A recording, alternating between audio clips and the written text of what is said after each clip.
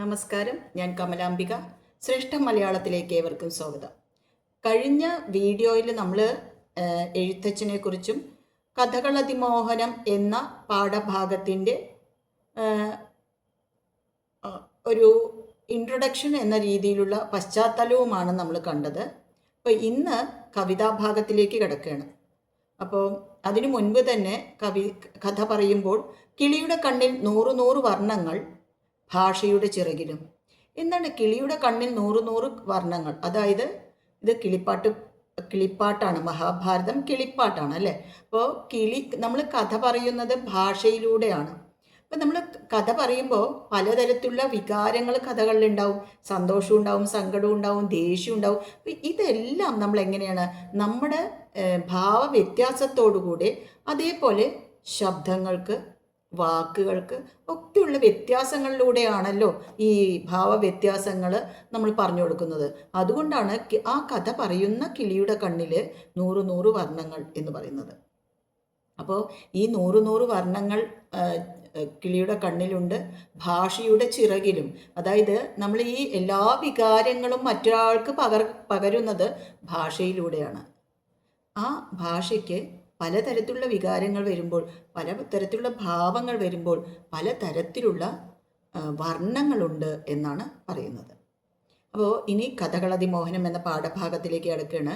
അപ്പോൾ ആദ്യം തന്നെ കവി കിളിപ്പെണ്ണിനോട് ഒരു അഭിസംബോധനയോടുകൂടിയാണ്, കിളിപ്പെണ്ണിനോടുള്ള അഭിസംബോധനയോടുകൂടിയാണ് ഈ കാവ്യഭാഗം ആരംഭിക്കുന്നത്. തെളിഞ്ഞെഞ്ചെവി രണ്ടും കുളിർക്ക് നീ കഥ പറയൂ പഞ്ചവർണ്ണ കിളിപ്പെങ്കിടാവേ എന്നാണ് പറയുന്നത്. അപ്പോൾ അതിന് ഇങ്ങനെ അതിന് വേണ്ടിയിട്ട് ഞാൻ എന്ത് ചെയ്യണം? അതായത് നമ്മളൊരു പണി ഒരാളെ ഏൽപ്പിക്കുമ്പോൾ അവർക്ക് കുറച്ചൊരു ഊർജം വേണം, അവർക്കത് ചെയ്യണം എന്ന് വേണം. അതിന് വേണ്ടിയിട്ട് എന്തു പറയുന്നു? കവി പറയണ്, നിനക്കിഷ്ടപ്പെട്ട വിശിഷ്ട ഭോജ്യങ്ങൾ ഞാൻ നിനക്ക് നൽകാം. എന്താണ് ആ വിശിഷ്ട ഭോജ്യങ്ങൾ? അതായത് കുറുക്കി കൊഴുത്ത പാല്, അതായത് പാല് തിളപ്പിച്ച് അത് കുറുക്കിയെടുക്കുക. എന്നിട്ട് അതിൽ പഞ്ചതാരപ്പൊടി ചേർക്കുക. പഞ്ചതാരപ്പൊടി പറഞ്ഞാൽ പഞ്ചസാരപ്പൊടിയാണ് കേട്ടോ.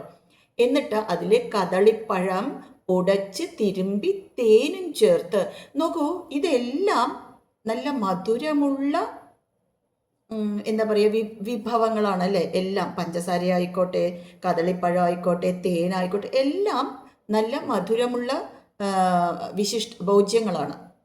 അതുകൊണ്ടാണ് ഇത് വിശിഷ്ട ഭോജ്യങ്ങൾ എന്ന് പറയുന്നത്. അപ്പോൾ എന്താണ് ഇതിൻ്റെ അർത്ഥം എന്ന് ചോദിച്ചാൽ രണ്ട് തരത്തിൽ നമുക്കിതിനെ വ്യാഖ്യാനിക്കാം. ഒന്ന്, ഇത്രയും മധുരമുള്ളതാണ് നമ്മുടെ ജീവിതം, അങ്ങനെയുള്ള ജീവിതത്തിലെ അല്ലേ വെറുതെ പരസ്പര സ്പർദ്ധയുടെ പേരിൽ അതൊരു കയ്പാക്കി മാറ്റിയിരിക്കുന്നത്. അങ്ങനെ നമുക്ക് വേണമെങ്കിൽ എടുക്കാം. അതല്ലെങ്കിൽ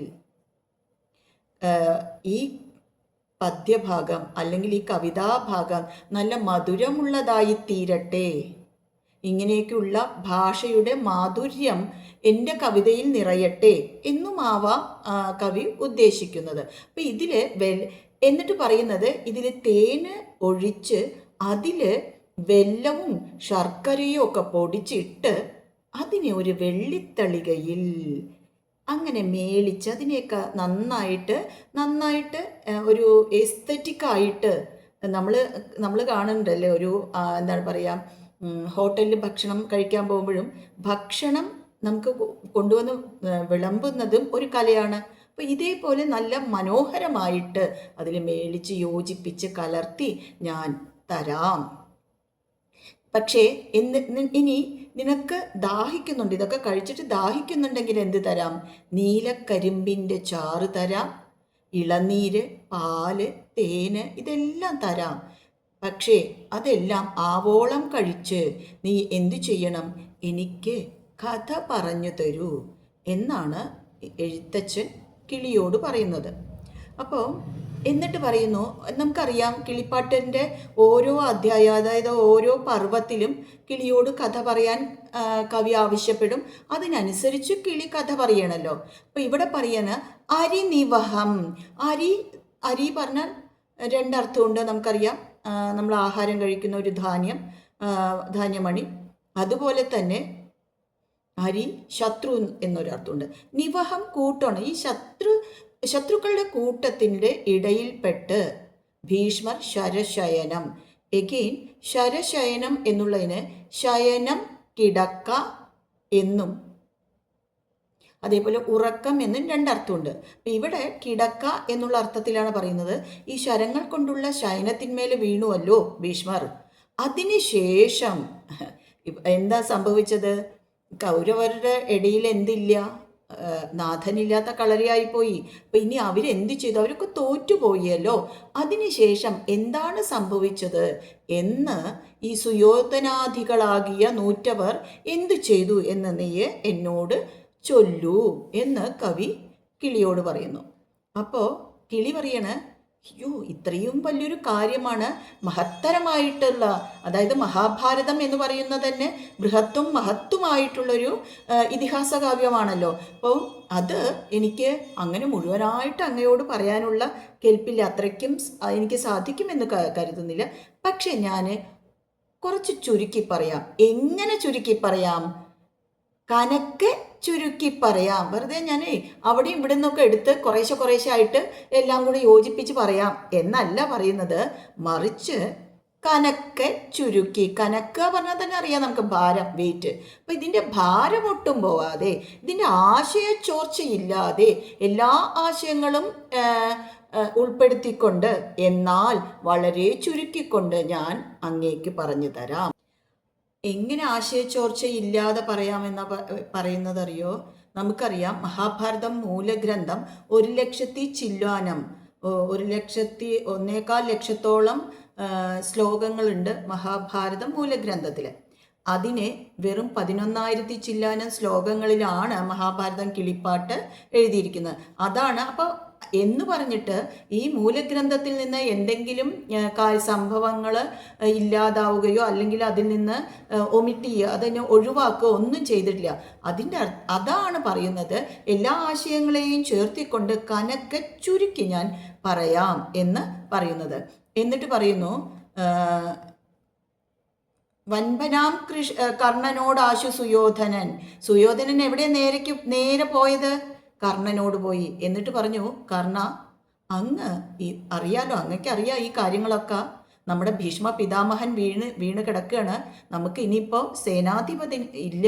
അതുകൊണ്ട് അങ്ങ് സേനാപതി ആവണം എന്ന് പറയുന്നു. അപ്പോൾ ഇത് കേട്ടിട്ടുള്ള കർണൻ ഒന്ന് മന്ദസ്മിതം ചെയ്തു, ഒന്ന് ചിരിച്ചു. എന്നിട്ട് പറഞ്ഞു, എന്താ കഥ? കർണസുഖം ഞാൻ പറകില്ല. ഞാൻ ദുര്യോധന, അങ്ങേക്കറിയാം, ഞാൻ അങ്ങയുടെ ഏറ്റവും അടുത്ത സുഹൃത്താണല്ലോ, അങ്ങേക്കറിയില്ലേ, ഞാൻ കർണസുഖം ആരോടും പറയുകയില്ല എന്ന്. അതായത് മറ്റുള്ളവർക്ക് സുഖിപ്പിക്കാൻ വേണ്ടി, അതായത് പോളിഷ്. നമ്മൾ ഇത് ഈ കാലത്ത് വളരെ പ്രധാനപ്പെട്ട 2 ലൈനാണ് കേട്ടോ. അതായത് നമ്മൾക്കറിയാം, ഇപ്പോൾ കാണുമ്പോൾ ഒരു വിധത്തിൽ പറയുകയും കാണാത്തപ്പോൾ പിന്നാലെ വന്ന് നിന്ന് വേറൊരു തരത്തിൽ അവരെ ഉപദ്രവിക്കുകയും ചെയ്യുന്ന ഒരു സമൂഹമാണ് ഇന്നുള്ളത്. ഇതിൽ നിന്നും ഒട്ടും വിഭിന്നമല്ലാത്തൊരു സമൂഹം തന്നെ ആയിരുന്നു അന്നും എന്നതിലേക്കാണ് ഇത് വിരൽ ചൂണ്ടുന്നത്. അപ്പോൾ ഞാൻ കർണസുഖം, അപ്പം നേരിട്ട് പറയുക, നേരിട്ട് കാര്യങ്ങൾ സംസാരിക്കുക എന്നുള്ളവരോട് ഇന്നും ആർക്കും മമതയില്ല. അങ്ങനെയുള്ളവർ സമൂഹത്തിൽ ഒറ്റപ്പെട്ടു പോവുകയാണ്. അപ്പം ഇന്നും അന്നും അതങ്ങനെയാണ് എന്നുള്ളതാണ് ഇതിൻ്റെ അർത്ഥം. അപ്പോൾ പറയണ, കർണസുഖം, ഞാൻ മറ്റുള്ളവരുടെ ചെവിക്ക് സുഖം പകരുന്ന രീതിയിലുള്ള കാര്യങ്ങൾ പറയില്ല. എനിക്ക് പറ്റുന്നതും എനിക്ക് ശരിയെന്ന് തോന്നുന്നതുമായിട്ടുള്ള കാര്യങ്ങളെ ഞാൻ പറയൂ എന്നറിയാലോ. അതുകൊണ്ട് അല്ലയോ ദുര്യോധന, അങ്ങക്ക് അറിയില്ലേ, നമ്മളുടെ ദ്രോണാചാര്യർ ഉള്ളപ്പോൾ ഞാൻ ഈ സേനാവ്യൂഹത്തിൻ്റെ സേനാധിപതി ആവണം എന്ന് പറയുന്നത് ശരിയാണോ എന്നാണ് ചോദിക്കുന്നത്. ദ്രോണരാം ആചാര്യരിക്കുമ്പോൾ വേറെ ആരെങ്കിലും ഈ പട നയിക്കണം എന്ന് അങ്ങേക്ക് തോന്നിയല്ലോ. അതെന്തേ ദുര്യോധന അങ്ങനെ തോന്നാൻ എന്നാണ് ചോദിക്കണം. മന്നവ, വളരെ ബഹുമാനത്തോടുകൂടി കൊടുക്കേണ്ട ബഹുമാനം കൊടുത്തുകൊണ്ട് മന്നവ എന്ന് പറഞ്ഞുകൊണ്ടാണ് പറയുന്നത്. ഭരദ്വാജ നന്ദനൻ, ഭരദ്വാജ മഹർഷിയുടെ, ഭരദ്വാജൻ പറയുന്നത് സപ്തർഷിമാരിൽ ഒരാളാണ്. അദ്ദേഹത്തിൻ്റെ പുത്രനാണ് ദ്രോണാചാര്യർ. അപ്പോൾ അദ്ദേഹത്തിൻ്റെ ഭരദ്വാജ നന്ദനൻ പറയുന്നത് ദ്രോണാചാര്യരാണ്. അദ്ദേഹം, ഈ ദ്രോണാചാര്യർ ഇന്നുള്ള രാജാക്കന്മാരിൽ പ്രബലാധിപനാണ് പ്രബലനാണ്, അദ്ദേഹമാണ് നമ്മുടെ പട നയിക്കാൻ ഏറ്റവും അനുയോജ്യനെന്ന് അങ്ങേക്കും അറിയില്ലേ? അപ്പോൾ അതുകൊണ്ട് അങ്ങ് ഒരു കാര്യം ചെയ്യണം. ഈ ഒരു ദൗത്യം നമ്മുടെ ദ്രോണാചാര്യരെ ഏൽപ്പിക്കണം. അതുകൊണ്ട് അങ്ങേക്ക് സങ്കടമൊന്നും വരാനില്ല. ഇനി സങ്കടമുണ്ടാകുന്ന ഒരു കാലം വരികയാണെങ്കിൽ, അല്ലെങ്കിൽ ഈ ദ്രോണാചാര്യർ ഈ ഒരു പട നയിക്കാനില്ലാത്ത ഏതെങ്കിലും ഒരു സന്ദർഭം വരികയാണെങ്കിൽ അന്ന് ഞാൻ ഭരിക്കുന്നതുണ്ട് എന്ന് അങ്ങേക്ക് അങ്ങ് മനസ്സിലാക്കണം എന്ന് ആരോട് പറയുന്നു? കർണൻ ദുര്യോധനനോട് പറയുന്നു. അതായത് കർണൻ്റെ ഏറ്റവും നല്ലൊരു മഹത്തരമായിട്ടുള്ളൊരു ഗുണമാണ് കേട്ടോ, അംഗീകരിക്കേണ്ടവരെ അംഗീകരിക്കുക, കാര്യങ്ങൾ നേരിട്ട് പറയുക, ധർമ്മത്തിനനുസരിച്ചിട്ട് പ്രവർത്തിക്കുക, ധർമ്മവും നീതിയും എന്താണോ അത് മുഖം നോക്കാതെ പറയുക. ഇങ്ങനെയുള്ള ഒരുപാട് കർണൻ്റെ ഗുണങ്ങൾ ഈ ഒരു 2-3 വരികളിൽ തന്നെ നമുക്ക് കർണസുഖം പറയുകയില്ല, ദ്രോണരെ സേനാധിപതിയാക്കൂ എന്നൊക്കെ പറയുന്നവിടെ നമുക്ക് മനസ്സിലാക്കാൻ പറ്റും. അങ്ങനെ പറയണ. ഇനി അഥവാ അങ്ങേക്ക് എന്തെങ്കിലും ഒരു പ്രശ്നം വരികയാണ്, ഏതെങ്കിലും ഒരു സന്ദർഭത്തിൽ ദ്രോണർക്ക് ഏറ്റെടുക്കാൻ പറ്റില്ല ഈ ഒരു കൗരവ സേന എന്ന് വന്നാൽ അന്ന് ഞാനുണ്ടല്ലോ എന്ന് വളരെ സന്തോഷത്തോടുകൂടെ, അല്ലാതെ ഞാൻ എവിടേക്കും പോകുന്നില്ല അല്ലെങ്കിൽ അങ്ങേ വിട്ടു പോകുന്നില്ല എന്നുള്ളത് മനസ്സിലാക്കൂ മനസ്സിലാക്കൂ ദുര്യോധന എന്ന് പറയുന്നു. അത് കേട്ട ദുര്യോധനൻ, അഭിമാനിയായിട്ടുള്ള ദുര്യോധനൻ എന്ത് ചെയ്തു? ഈ ദ്രോണാചാര്യരെ സേനാധിപതിയായി അഭിഷേകം ചെയ്യുന്നു. ഇത്രയും ഭാഗമാണ് ഈ മഹാഭാരതം കിളിപ്പാട്ടിലെ ഇത്രയും ഭാഗമാണ് നമുക്ക് എന്തിനുള്ളത്, പഠിക്കാനുള്ളത് കേട്ടോ, ഈ ഒരു കഥകൾ അതിമോഹനം എന്നുള്ള പാഠഭാഗത്തുള്ളത്. അപ്പോൾ ഇതിൽ നിന്ന് ഇതിൻ്റെ പാഠഭാഗത്തുള്ള ചോദ്യോത്തരങ്ങൾ ഇനി വരുന്നതായിട്ടുള്ള വീഡിയോസിൽ നമ്മൾ ചോദ്യോത്തരങ്ങളായിട്ട് അങ്ങനെ പറയല്ല, അതിൽ വരുന്നതായിട്ടുള്ള ചില പ്രധാന ആശയങ്ങൾ നമുക്ക് ഇനി വരുന്നതായിട്ടുള്ള വീഡിയോകളിൽ നമുക്ക് നോക്കാം. അപ്പോൾ ഇനി അടുത്ത വീഡിയോയുമായി കാണുന്നത് വരെ എല്ലാവർക്കും നമസ്കാരം.